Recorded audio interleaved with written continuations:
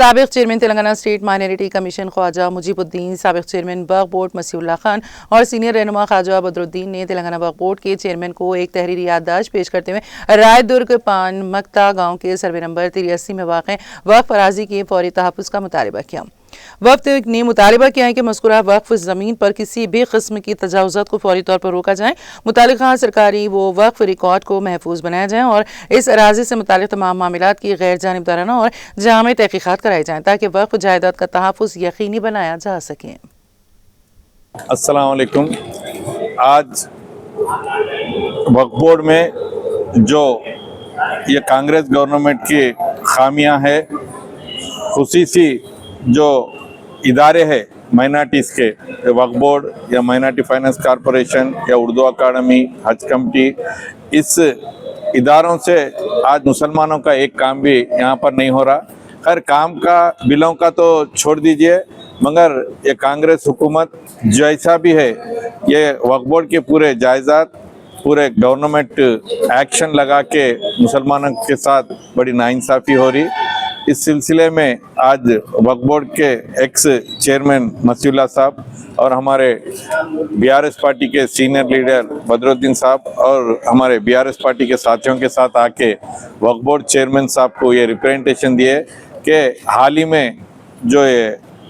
राय दुर्गम मक्ता विलेज में जो 83 सर्वे नंबर में जो वक्फ बोर्ड की जामे निज़ामिया की ज़मीन है, वो गवर्नमेंट एक्शन करके उसका पैसा लेके जा रहे हैं। इस सिलसिले में हमारे साबिका वक्फ बोर्ड चेयरमैन मसीउल्लाह साहब को पूरे डिटेल मालूम है, क्योंकि आप वक्फ बोर्ड के चेयरमैन कर चुके हैं। इसलिए मैं मसीउल्लाह साहब से गुजारिश करता हूं कि इस सिलसिले में आप पूरे डिटेल प्रेस को बताइए। साथ ही साथ वो बताने से पहले मैं एक ही गुजारिश करता हूं कि आज ये इदारे जो भी है, फॉर एग्ज़ाम्पल मैं भी 2 साल उर्दू अकादमी चेयरमैन के हैसियत से कर चुका हूँ, मगर आज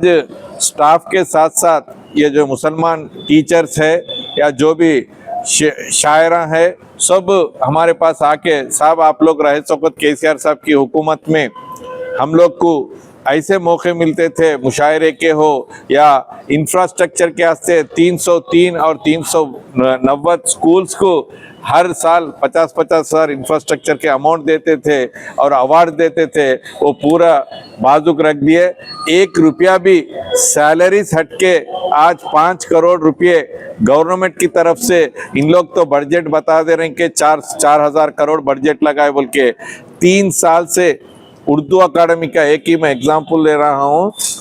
5 करोड़ रुपये जो भी एड्स के शक्ल में हो, छोटे पेपरों के शक्ल में हो या टीचरों का अवार्ड्स के हो या इंफ्रास्ट्रक्चर के हो, ये पूरे रुक चुके हैं। मैं ये चेयरमैनों को एक ही अपील करता हूँ, मेहरबानी करके आप लोग अपनी 10 साल जो अपोजिशन में रह के सियासी एम्प्लॉयमेंट मिल गया, हमारे को सीट मिल गई, हम उस पर बैठ के सैलरी लेंगे, मगर कोई हम सीएम साहब का रिप्रेजेंटेशन नहीं करेंगे या कुछ नहीं करेंगे, हमको सैलरी आ गई बोले तो आप लोग उसके वास्ते नहीं बने चेयरमैन। सियासी अनएम्प्लॉयमेंट कंप्लीट कर लेना है तो कहीं और जाके कर लिया। आप ये जो जिम्मेदारी मुसलमानों की खिदमत करने के लिए आप लोग को दे चुकी है जो गवर्नमेंट, उसके लिए आप लोग जरा काम करिए। आप लोग को मैं एक एग्जाम्पल भी आपने ऐसा नहीं है कि सीएम साहब का ने जाके, साहब ये माइनॉरिटी का 4,000 करोड़ तो बजट आप बता रहे हैं पेपरों पे, मगर 400 भी में आप लोग रिलीज नहीं कर रहे हैं और खर्च नहीं कर रहे हैं बोल के आप लोग ये करिए, वरना बीआरएस पार्टी की तरफ से माइनॉरिटीज बराबर चेयरमैनों के चैम्बर को साथ साथ आज असेंबली चलते खुद भी असेंबली का ने भी धरना दे के ये आप लोग के नॉलेज में लाएंगे बोल के बोलते हुए, खुसूसी हमारे ख्वाजा मुजीबुद्दीन साहब की ज़ेरे निगरानी में वक्फ बोर्ड को आकर जो सर्वे नंबर 7 में जो 537 एकर्स जो वक्फ की प्योर नोटिफाइड वक्फ लैंड है, जो कि जामिया निज़ामिया एक ऐसा मशहूर इदारा है कि पूरे तेलंगाना में हर कोई ये जानते हैं और वो इदारे से कई लोग फैज़ पाते हैं। और ख़ासकर कई आलिम मुफ्ती भी वहाँ से सर्टिफिकेशंस लेते हैं। और मैं ये चाहता हूँ कि आप वक्फ बोर्ड से हम ये गुजारिश करें और ख़ास सीएम साहब से, रेवंत रेड्डी साहब को ये बोलना चाह रहे हैं कि भाई ये वक्फ नोटिफाइड लैंड है, आप TSIIC के तहत आप ये लैंड ऑक्शन कर चुके हैं, ये इमीडिएट ये ज़मीन वापस करिए। आप प्रीवियस में देखिए पूरे हिंदुस्तान में एक ही हुक्मरान थे KCR साहब, जो प्रोहिबिटेड लिस्ट में डाल के वक्फ बोर्ड के प्रॉपर्टियों को हमेशा सेव किए थे। हम अब चेयरमैन साहब से ये गुजारिश करे हैं कि वो सर्वे नंबर को इमीडिएट प्रोहिबिटेड लिस्ट में ले और जितने उसके अंदर ट्रांजैक्शंस हुए, सेल डीड्स हुए, वो इमीडिएट कैंसिल करे। वरना आज हम आकर उनको रिप्रेजेंटेशन दिए और इंशाल्लाह ताला अगर हमारी ये चीज़ अगर फुलफिल नहीं होंगी, BRS पार्टी के माइनॉरिटी विंग के तरफ से हम आपको ये बोल रहे हैं कि सेक्रेटरीट होने दीजिए, असेंबली होने दीजिए या वक्फ बोर्ड होने दीजिए, हम बराबर इसका धरना करेंगे बराबर जब तक ये हमारे को लैंड, हमारी नोटिफाइड लैंड वक्फ की जामिया निजामिया के तहत जो है, जब तक उसके सेल डीड जो एग्रीमेंट से लोग करे हैं गवर्नमेंट, जब तक ये कैंसिल नहीं होंगे जब तक हम खामोश बैठने वाले नहीं हैं। और साथों साथ असेंबली को बढ़ाने के तहत कोई 1532 एकड़ 1532 गज का जो एक्सटेंशन करना चाह रहे हैं, तो मसाजिद की लैंड है, अगर मसाजिद के लिए करना चाह रहे हैं तो बहुत खुशी की बात है। लेकिन मसाजिद को छोड़ते हुए अगर आप असेंबली के लिए करना चाह रहे हैं बोले तो इसके लिए भी BRS पार्टी कभी खामोश नहीं बैठेंगी, क्योंकि वहाँ मसाजिद है, एक तो बहुत पुरानी, खासकर गवर्नमेंट के तहत 2 मसाजिद है, एक मक्का मस्जिद और ये मस्जिद के तहत। तो मैं आपसे रिक्वेस्ट कर रहा हूँ, आप अपील कर रहा हूं आप लोगों से कि आप ये जितने भी चीज़ें हैं ये चीज़ के अंदर आप मुसलमानों का साथ दीजिए और मुसलमानों के लिए एक वो करिए। और ख़ासकर आपके माइनॉरिटी, आपके गवर्नमेंट के तरफ से जानिब से 14/05/2025 को आपके पास से एक मेमो आता है गवर्नमेंट के कि वक्फ बोर्ड की कोई मीटिंग नहीं होना। ये आप ही के पास से, कांग्रेस की पार्टी के पास से, CM साहब के पास से ये आया है कि कोई